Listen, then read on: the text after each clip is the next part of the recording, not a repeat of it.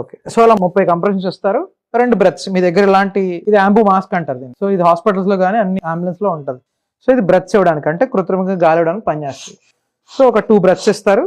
అలా ఎంతసేపు చేస్తాం? కంటిన్యూస్ గా 2 నిమిషాల పాటు చేస్తాం. 2 నిమిషాల పాటు చేసిన తర్వాత పల్స్ ఎలా ఉందో చూసుకుంటాం. పల్స్ ఉంది అంటే మనం సిపిఆర్ చేయడం వల్ల పేషెంట్ హార్ట్ రీస్టార్ట్ అయింది. So that's a good sign. లేదు, రీస్టార్ట్ అవ్వలేదు, సో మళ్ళీ 5 నుంచి 10 సెకండ్లు పల్స్ చూస్తాం. సో మళ్ళీ స్టార్ట్ డూయింగ్ సిపిఆర్. మళ్ళీ రైట్ డామినెంట్ హ్యాండ్ ఇంటర్లాక్ చేసుకుంటాం, ఆపోజిట్ హ్యాండ్ తో ఇంటర్లాక్ చేసుకుని మళ్ళీ సిపిఆర్ చేయడం స్టార్ట్ చేస్తాం. పోనీ ఎందుకు, మనకి ఎవరో పేషెంట్ ఎవరో తెలియదు, సో మనం బ్రెత్ చేయడానికి ఇబ్బంది పడుతున్నాం. So obviously some unknown person breath ఇవ్వాలి, మౌత్ బ్రెత్ ఇవ్వాలంటే మనకి ఆబ్వియస్లీ ఇబ్బందిగా ఉంటుంది కదా. సో అప్పుడు ఓన్లీ సిపిఆర్. అట్లీస్ట్ సిపిఆర్ చేయడం వల్ల ఏమవుతుందంటే హార్ట్ నుంచి బ్రెయిన్ కి బ్లడ్ సప్లై వెళ్తుంది. సో బ్రెయిన్ హైపాక్సిక్ డ్యామేజ్ అవ్వకుండా కాపాడుతుంది, బ్రెయిన్ డ్యామేజ్ అవ్వకుండా కాపాడుతుంది. మనం CPR only compression only life support, అదొక కాన్సెప్ట్ ఉందన్నమాట. ఏంటంటే ఓన్లీ సిపిఆర్ ఒకటే చేసుకున్నా సరిపోతుంది. సో ఇలా ఎంతసేపు చేస్తాం? అంబులెన్స్ వచ్చినంత వరకు, లేదంటే మనం అలిసిపోయాం అనుకోండి, ఇంకెవరైనా టేక్ ఓవర్ చేసుకోమంటాం. సో అలా అంబులెన్స్ వచ్చి హాస్పిటల్కి వెళ్ళినంత వరకు సిపిఆర్ చేసుకుంటాం. నాకు తెలిసి 23 hours సిపిఆర్ చేస్తారు ఒక ఆవిడకి.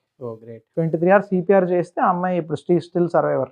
That is highest point of CPR. అంటే 2 నిమిషాలు 3 నిమిషాలే కాదు. సో మన బేసిక్ సిపిఆర్ జస్ట్ 2 నిప్పుల్స్ మధ్యలో. అదే ఫిమేల్స్ కనుకోండి, అట్లీస్ట్ సిపిఆర్ చేయకుండా నించొని చూసే బదులు సిపిఆర్ చేస్తే పేషెంట్ అన్నా సర్వైవ్ అవుతాడు. హాస్పిటల్లో సమ్ ఎమర్జెన్సీ సర్వీసెస్ వచ్చే లోపు మనం సిపిఆర్ చేస్తే డెఫినెట్ గా విల్ హ్యావ్ పాజిటివ్ రిజల్ట్. ఇది కూడా గోల్డెన్ అవర్ లాగా తీసుకోవచ్చు.